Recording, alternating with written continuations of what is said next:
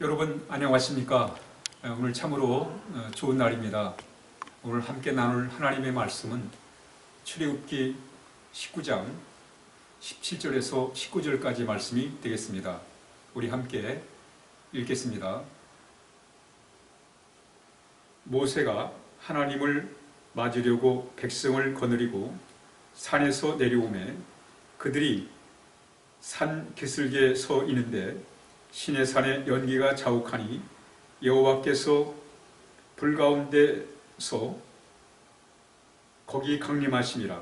그 연기가 옹김 가마 연기같이 떠오르고 온 산이 크게 진동하며 나팔 소리가 점점 커질 때에 모세가 말한즉 하나님이 음성으로 대답하시더라.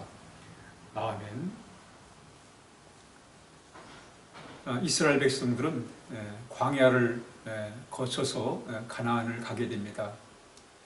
이 광야는 험난한 길입니다.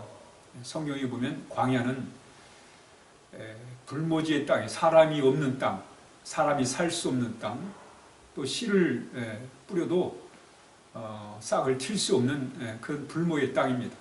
짐승들이 울음소리가 있는 그런 곳이 바로 광야입니다.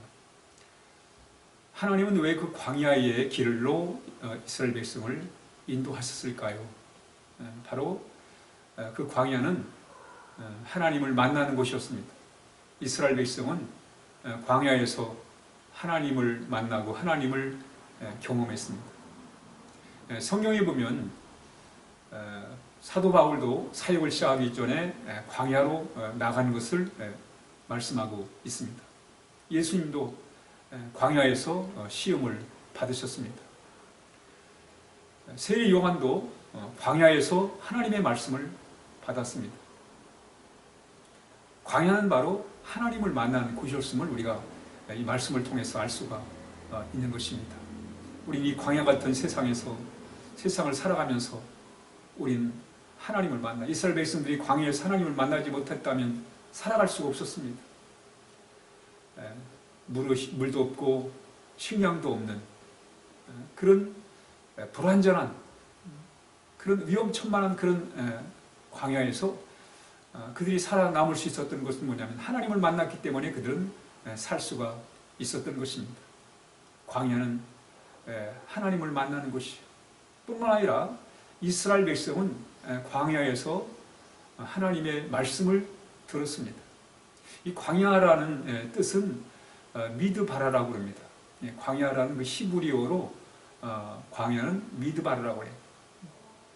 그런데 이 단어는 다바르, 말씀이란 그런 말에서 왔다는 것이 다바르, 말씀이란 단어에서 미드바르, 광야가 나왔다는 거예요.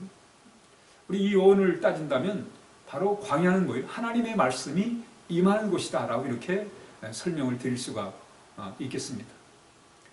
세례 요한도 광야에서 광야에 있는 세례 요한에게 하나님의 말씀이 임했다라고 이렇게 표현하고 있습니다.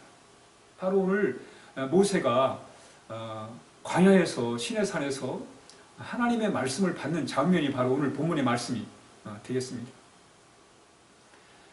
우리는 이 광야 같은 세상에서 하나님을 만날 뿐만 아니라 하나님의 말씀을 들어야 돼요. 하나님의 음성을 들어야 됩니다. 그래서 그 말씀을 통해서 우리는 하나님의 마음을 참 느끼고 또 하나님의 보호하심과 인도하심을 우리가 경험할 수 있기 때문에 그런 것입니다.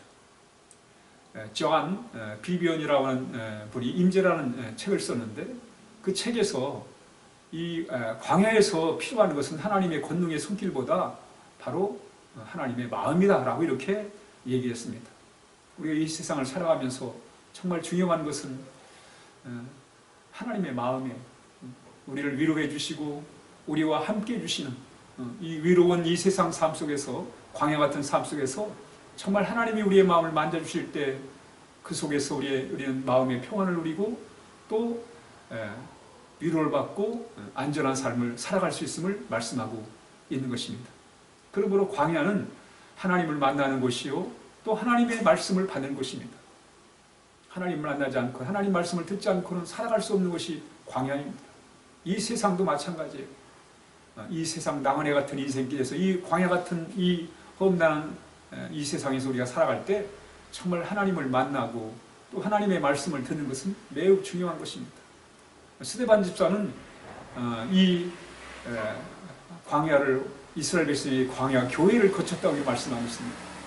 교회는 바로 하나님을 만나는 공동체. 우리 그 속에서 하나님의 인재를 경험해야 됩니다. 우리가 신앙생활하면서 하나님 앞에 나와 예배하면서 참 중요한 것은 하나님의 인재를 경험하는 것이, 언제나 우리와 함께 하시는 하나님, 또 예배 가운데 함께 하시는 주님, 찬양 가운데 거하시는 주님, 말씀에서 말씀하시는 우리 하나님의 음성을 우리가 들을 때 우리가 복된 삶을 살아갈 수 있고 또 좋은 그런 귀한 신앙생활을 할 수가 있는 것입니다. 무엇보다도 십자가는 하나님을 만나는 곳입니다. 우리 십자가를 통해서 하나님의 용서를 경험하고 하나님의 사랑을 경험할 수 있어요. 그 십자가는 우리로 하여금 하나님의 자녀가 되는 그런 놀라운 변화의 장소인 것입니다. 그러므로 이 사순절에 우리가 주님의 십자가를 묵상하는 것은 바로 그 속에 담긴 하나님의 용서와 사랑을 우리가 깊이 묵상함으로 거기서 하나님을 만나고 하나님의 음성을 우리가 받음으로 말미암아 그 속에서 우리가 변화를 받고 그 변화 속에서 우리는 복된 삶을 우리가 살아갈 수가 있는 것입니다.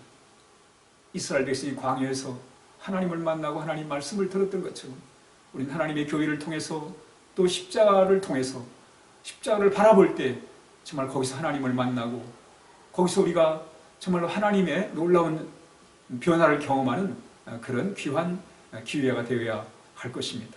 이번 한 주간 동안도 우리 주님의 십자가를 묵상함으로 그 속에서 하나님을 만나고 하나님을 경험하는 하나님의 말씀을 듣는 한 주간이 되어야 하겠습니다.